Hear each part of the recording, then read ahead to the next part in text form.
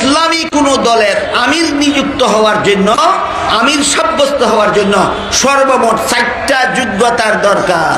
গুড়াড্ডি মজানে না, কলা গাছে আমির বানাইয়া দল করে, আছেন এরকম? কি তফসিলের কিতাবে আমির বানানির কোন যোগ্যতার কথা উল্লেখ নাই। কি যোগ্যতা? 1 নম্বর যোগ্যতা হলো তুমি যাদের আমির হবে সকলের চেয়ে বড় আলেম হতে হবে তোমার।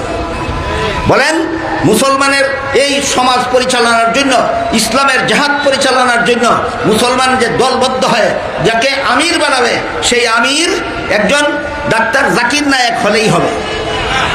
আমি জাকির নায়েক আলেম না ডাক্তার? কি তফসিল কি লেখছে? ডাক্তাররা আমির বানাও না আলেম রে আমির বানাও? না, এমন কোনো নিয়ম নীতি নাই, যার জন্য মনে হয় তেমনি।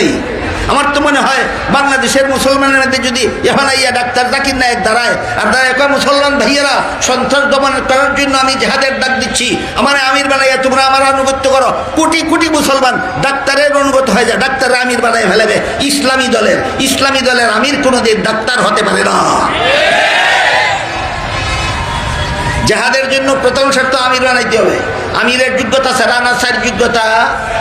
4 যোগ্যতার প্রথম যোগ্যতা হইল অন্যদের তুলনায় তোমাকে বড় আলিম হতে হবে। 2 নম্বর যোগ্যতা হইল অন্যদের তুলনায় ইসলামের বিধান তোমাকে তুলনামূলকভাবে বেশি পালনকারী হতে হবে। 3 নম্বর যোগ্যতা তোমার উদ্ভাবনী শক্তি সম্পন্ন হতে হবে। কুওয়াতে ইজতিহাদ যাকে বলা হয়, যে কোনো নতুন সমস্যার দেখা দিলে কোরআন হাদিসের আলোকে তোমার জন্য সমাধান বের করার মতো যোগ্যতা থাকতে হবে। 4 নম্বর যোগ্যতা হলো কন্ট্রোলিং পাওয়ার।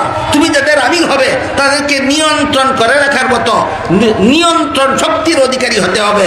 তাফসীরে বারিকুল কোরআন লিখেছেন, এই 4 যোগ্যতায় যদি কেউ সবচেয়ে বেশি সাব্যস্ত হয়, সেখানে ইলেকশন নয়, আমির সিলেক্টেড হবে। আর 4 যোগ্যতায় যদি কেউ সমান হয় তাহলে সেখানে ইলেকশন চলবে। বুঝে থাকলে বলুন, ইসলামের বিধানে ইলেকশন আগে না সিলেকশন আগে? গুড়াড্ডি মাদানা না, ইসলামের নামে দল করে, ইলেকশন বুঝে না, সিলেকশনও বুঝে না। ইলেকশন কোন সময়, সিলেকশন কোন সময়, গুড়াড্ডিও বুঝে না, দল করে ইসলামের নামে।